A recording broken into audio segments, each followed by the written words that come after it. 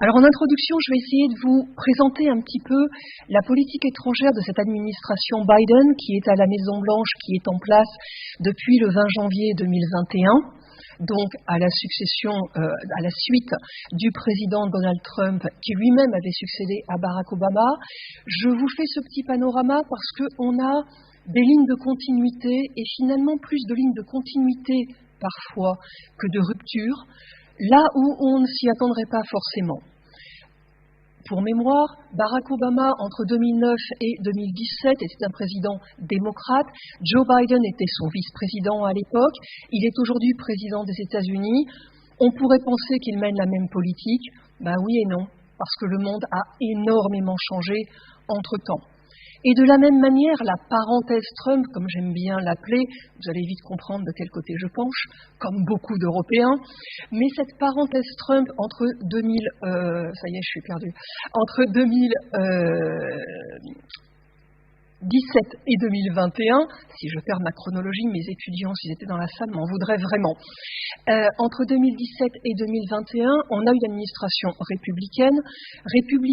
atypique. C'est Donald Trump. Je vais sans doute à un moment parler de Trumpisme, parce que c'est une aile très particulière du Parti républicain. Et pour les relations transatlantiques, pour les relations avec l'espace européen en règle générale et l'Union européenne en particulier,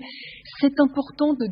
garder cette transition trumpienne en tête, de garder ces ruptures de relations, ces relations extrêmement difficiles pendant ces 4 années, parce que la première mission, le premier objectif de l'administration Biden, dès le 20 janvier 2021, ça va être de restaurer la relation transatlantique qui avait été malmenée. Selon une administration donc démocrate à nouveau, que je qualifie de globaliste, à l'inverse de Donald Trump avant lui, qui souhaitait et qui le disait, qui poursuivait une politique nationaliste aux États-Unis dans un sens non pas seulement patriotique, c'est normal, chaque pays poursuit son intérêt national, c'est tout à fait normal, mais le nationalisme trumpien s'opposait ouvertement à la mondialisation,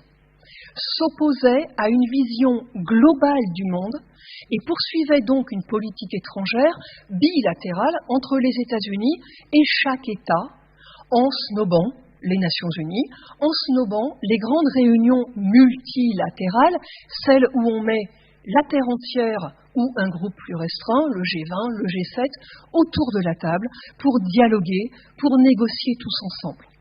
Et donc cette administration démocrate dont je vais vous parler, celle de Joe Biden, elle a une vision des relations internationales qui est globaliste, qui regarde évidemment l'intérêt national des États-Unis, et on va en parler, mais qui également embrasse la terre entière et reprend à son compte ce que les Américains appellent le leadership. En franglais dans le texte, je n'ai pas d'équivalent, c'est une notion culturelle véritablement, c'est-à-dire comment les États-Unis sous Joe Biden ont fait vœu, une promesse de relations internationales, de replacer les États-Unis au cœur du monde et d'y exercer un leadership, de restaurer les États-Unis dans leur mission, pense-t-on à Washington, de première puissance mondiale, qui a aujourd'hui des challengers et de beaux challengers et de véritables adversaires presque à son niveau. Je pense évidemment à la Chine, mais pas uniquement. Mais nous avons une administration donc qui a, dès le 20 janvier 2021, promis qu'elle utiliserait tous les outils de la puissance à sa disposition pour restaurer le leadership américain. Vous me verrez parfois faire, ouvrez les guillemets, fermez les guillemets, à l'américaine, c'est-à-dire que là je parle le langage de Washington. Il s'agit de restaurer le leadership américain dans un ordre de priorité que j'ai mis en exergue de mon introduction, c'est-à-dire la diplomatie d'abord, l'aide humanitaire ensuite, et la défense en dernier.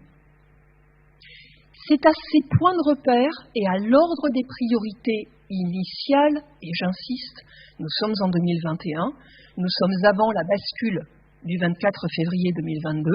nous sommes avant la guerre en Ukraine. Et nous savons là tout de suite que c'est une administration démocrate, dans les pas de celle de Barack Obama avant elle, et non pas républicaine, les administrations républicaines plaçant volontiers la défense en premier, et ça se retrouve dans les budgets pour le Pentagone, puis pas du tout l'aide au développement, l'aide humanitaire éventuellement, et la diplomatie en dernier, n'étant pas une priorité.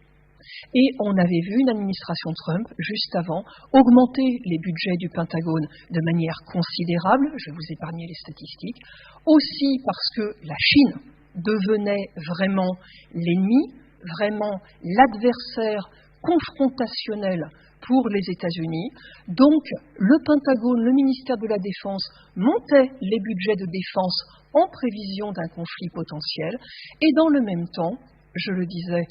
il y a quelques minutes, la négociation,